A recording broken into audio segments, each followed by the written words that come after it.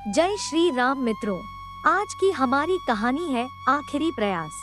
एक समय की बात है, एक राज्य में एक महान राजा राज करता था। वर्टिकल बार एक बार उसके दरबार में एक विदेशी मेहमान आया और उसने राजा को एक सुंदर पत्थर उपहार स्वरूप प्रदान किया। वर्टिकल बार राजा वह पत्थर देख बहुत खुश हुआ। उसने उस पत्थर से भगवान शिव की प्रतिमा का निर्माण कर उसे राज्य के मंदिर में स्थापित करने का निर्णय लिया और प्रतिमा निर्माण का कार्य राज्य के महामंत्री को सौंप दिया।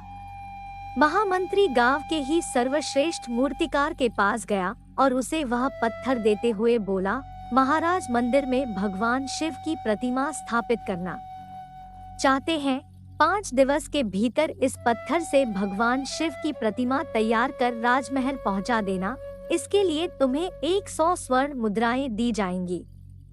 100 स्वर्ण मुद्राओं की बात सुनकर मूर्तिकार खुश हुआ और महामंत्री के जाने के तुरंत बाद प्रतिमा का निर्माण कार्य प्रारंभ करने के उद्देश्य से अपने औजार निकाल लिए।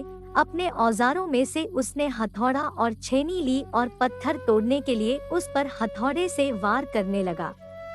वर्टिकल बार किंतु वह पत्थर टूटा नहीं। मूर्तिकार ने हथौड़े के कई वार पत्थर पर किए किंतु पत्थर नहीं टूटा। वर्टिकल बार कई बार प्रयास करने के बाद मूर्तिकार ने अंतिम बार प्रयास करने के उद्देश्य से हथौड़ा उठाया किंतु यह सोचकर उसने फरहान नहीं किया कि जब इतनी बार वार करने से पत्थर नहीं टूटा तो अब क्या टूटेगा। वर्टिकल बार उसने हार मान ली और वह पत्थर लेकर वापस महामंत्री के पास गया और उसे यह कहकर वापस दे आया कि इस पत्थर को तोड़ना नामुमकिन है, इसलिए इससे भगवान शिव की प्रतिमा नहीं बन सकती। वर्टिकल बार महामंत्री को राजा की आज्ञा हर हाल में पूरी करनी थी, इसलिए उसने यह कार्य गांव के एक साधारण से मूर्तिकार को सौंप दिया।